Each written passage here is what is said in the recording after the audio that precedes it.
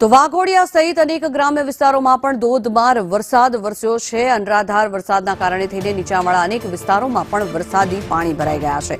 ગજાદરા ગામ પાસે રોડ પર કમરસમાં પાણી ભરાયા છે, ત્યારે ગજાદરાથી અલવા અને વાઘોડિયા જવાનો રસ્તો પણ બંધ થઈ ગયો છે। 10 થી વધુ કિલોમીટર ફરીને જવું પડે તે પ્રકારની પરિસ્થિતિ અહીંયા સર્જાઈ છે। આ દ્રશ્યો આપ જોઈ રહ્યા છો। નીચાણવાળા જે પણ વિસ્તારો છે એ અનેક રોડ રસ્તાઓ પર અહીંયા પાણી ભરાયા છે। તો વાઘોડિયામાં સોસાયટી વિસ્તારમાં પણ વરસાદી પાણી ભરાઈ ગયા છે। મીના પાર્ક સોસાયટીના નાકા પાસે વરસાદી પાણી ભરાયેલા દ્રશ્યો જોવા મળી રહ્યા છે। વરસાદી પાણી રોડ પર ભરાઈ જતા સ્થાનિકોને ભારે હાલાકીનો સામનો કરવાનો વારો આવ્યો છે। વાઘોડિયાના અનેક નીચાણવાળા વિસ્તારોમાં જાણે પાણી વહેતા થયા હોય તેવા આ દ્રશ્યો આપ જોઈ રહ્યા છો।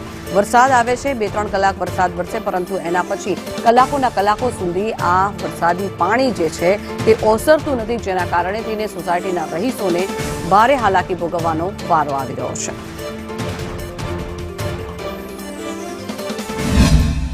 વાઘોડિયામાં જે રીતે રાત્રિ દરમિયાન વરસાદ વરસ્યો તેને લઈ નીચાણવાળા વિસ્તારમાં ક્યાંક પાણી ભરાયા છે। તો હાલ આપણે પહોંચ્યા છે સંદેશ ન્યૂઝની ટીમ ગ્રાઉન્ડ ઝીરો રિપોર્ટર વાઘોડિયાની મીના પાર્ક સોસાયટી પાસેના નાકા પાસે, જે રોડ પર પાણી ભરાતા અહીંયાથી રહીશો છે તેમને બહાર નીકળવા માટેની મુશ્કેલી પડી છે। આ જે દ્રશ્યમાં આપ જોઈ શકો છો એ મીના પાર્ક સોસાયટીના દ્રશ્યો છે, કારણ કે જે વાહન ચાલકો જે એક્ટિવા આવી રહ્યું છે તે પાણીમાં ક્યાંક વ્હીલો ડૂબતા હોય તેવા દ્રશ્યો જોવા મળી રહ્યા છે। અહીંથી લોકોને બહાર નીકળવા માટે મુશ્કેલી વેઠવાનો વારો આવ્યો છે। આ જે રીતે વરસાદ વાઘોડિયામાં સતત વરસ્યો તેને લઈ જે રીતે પાણી વહેતા થયા છે અને લોકોને પારાવાર મુશ્કેલી વેઠવાનો વારો આવ્યો છે, અને જતા જતા મેઘો પણ જમાવટ કરતો હોય તેવી આ હાલ પરિસ્થિતિ જોવા મળી રહી છે। ત્યારે આવા પ્રકારની પરિસ્થિતિ હાલ કેટલાક વિસ્તારોમાં વાઘોડિયામાં જોવા મળી રહી છે।